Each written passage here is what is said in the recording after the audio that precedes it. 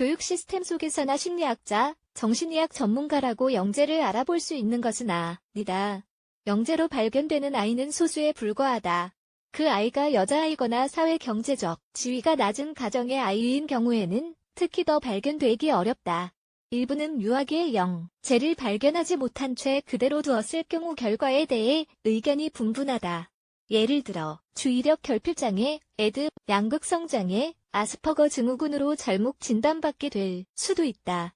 영재 알아보는 방법 전문가들은 영재의 여부는 보통 5세나 6세 때 알 수 있다고 입을 모아 말한다. 이와 함께 이 4살 사이에 다른 징후가 나타나기도 한다. 또 공부를 잘하는 아이를 영재라고 혼동하는 경우가 많다. 물론 영재는 정말 똑똑하다. 하지만 그냥 평범한 성적을 받는 경우도 있다. 하지만 나쁜 성적을 받진 않는다. 하지만 불행하게도 사람들은 영재의 주요 특성을 잘 이해하지 못한다. 미국 덴버에 있는 영재개발센터 창립자인 임상심리학자 린더 크레이거 실브 아맞는 영재에게 다른 아이와 구분되는 특징이 있다고 말한다. 이를테면 다음과 같다. 학교에 가고 싶지 않거나 어떤 일을 하기 싫을 때 지혜롭게 설명한다. 이야기를 만들거나 농담, 말장난을 하는 능력이 탁월하다. 똑똑하게 질문하며 종종 부모와 선생님을 난처하게 만든다. 아이들이 좋아하는 일에 몰입한다. 일상적인 일을 비정상적인 방법으로 한다. 불공평한 일을 잘 인식하며 스스로 변호하지 못하는 사람을 변호해준다. 뭔가 혼란스러울 때에도 안정을 유지할 줄 안다. 영재의 기본 특성, 과도한 흥분. 교사와 심리학자들은 아이의 발달 과정에서 저마다 다른 부분에 과도하게 흥분하고 있다는 사실을 알아차리지 못한다.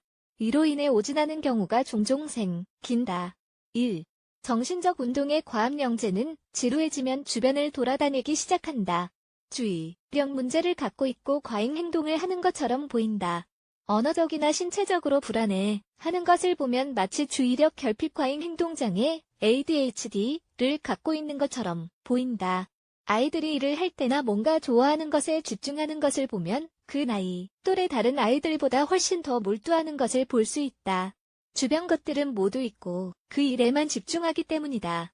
하지만 원하는 것을 이루지 못할 때에는 좌절하기도 한다. 이때 어른은 아이가 이것을 이겨낼 수 있도록 도와주어야 한다. 2. 지나치게 똑똑한 영재의 호기심은 그야말로 무한하다. 한 가지 일에 모든 에너지를 쓰기도 한다. 호기심이 너무 많아 부모들이 잘 이해하지 못하는 경우도 많다. 그래서 전문가들은 아스퍼거 증후군이라고 생각하기도 한다. 3. 과민 반응을 보인 부모는 영재인자 신의 아이를 정말 강하고 극단적인 혹은 행복이 폭발한 아이로 묘사한다. 그야말로 감정적이기 때문이다. 그리고 성인이 되었을 때 이것은 이점이 될 수 있다. 하지만 아이가 어릴 때에는 양극성 장애로 오진받기도 한다. 4. 예민한 옷에 붙어 있는 태그, 교실에서 나는 소리, 특정한 냄새, 시끄러운 소리 같은 것들에 예민하게 반응한다.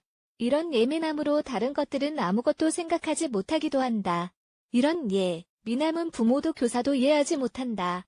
그냥 아이가 이상하다고만 생각한다. 그래서 이 점에서는 결코 아이를 돕지 못한다. 5.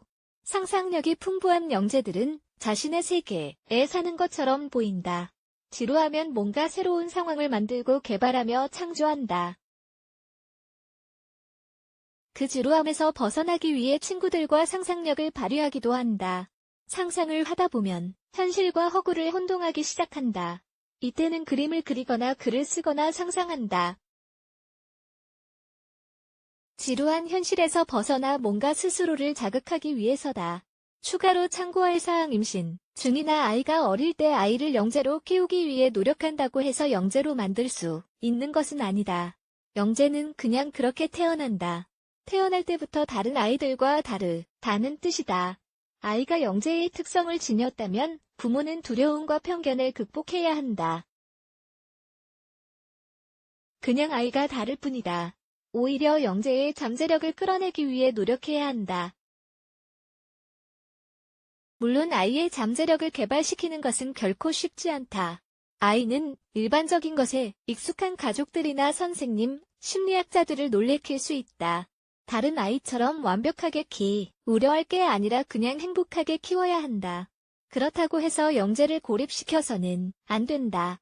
영재의 특성을 가진 아이들끼리 모아두려고 하지 말자.